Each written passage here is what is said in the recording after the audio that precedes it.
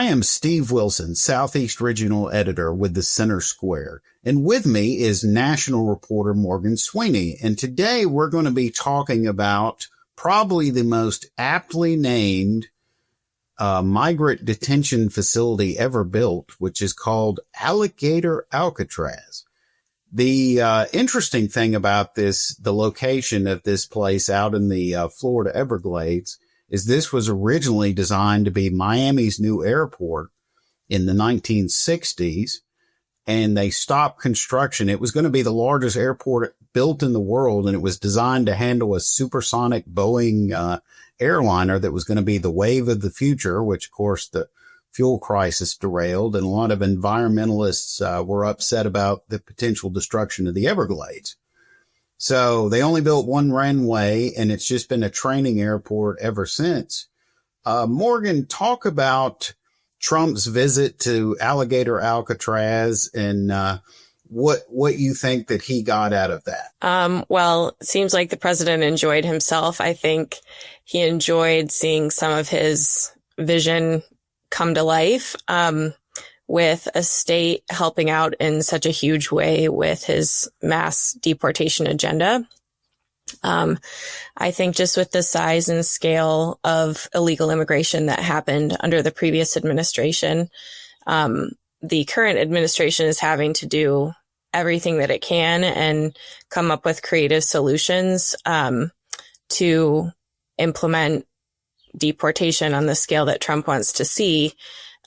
Just because it's so massive. So Florida has stepped up, and I believe it was the state attorney general who kind of selected this location or brought it forward as a possible option. And they're now setting up this major temporary detention center that's supposed to be able to hold up to 5,000 people. So, yeah, it's a massive undertaking. I think Trump was excited about it. It's interesting to me that at one point, Governor Ron DeSantis and President Trump were quite at loggerheads, kind of exchanging little jabs in the media back and forth. And now it seems like to me that DeSantis is Trump's biggest ally when it comes to state-related immigration efforts. As you well know, Florida has the most 287G agreements with ICE, which allow local law enforcement and state law enforcement to become deputized and become basically immigration agents. Talk about what DeSantis, how he's become probably Trump's greatest ally in the battle against illegal immigration. Well, I think that similar to Trump's relationship with other people that have run for president, I think that sometimes their policies aren't actually that different, but it's just because at once they were kind of jockeying for the same thing. And so now that Trump is in office and he doesn't have to worry about DeSantis as a political threat, I think the two have teamed up, and I think they're on the same page when it comes to this issue. So I don't think it's hard for DeSantis to want to help in that way. So I guess one of the things that DeSantis talks about is how it used to be that illegal immigration was a problem in the border states, but with some of the policies of the previous administration made pretty much every state a border state. Is what Florida's done with the 287G agreements, Alligator Alcatraz, and all the other things that DeSantis has done in the Florida legislature as well, is this could this be a model for other states to follow, especially red states with Republican governors and Republican dominated legislatures? Well, I think the administration, that's exactly what they hope will happen. During the panel the other day at Alligator Alcatraz, Kristi Noem, Secretary Noem, said many times that she'd like to see other states follow suit, and so did some of the other people that were there, lawmakers.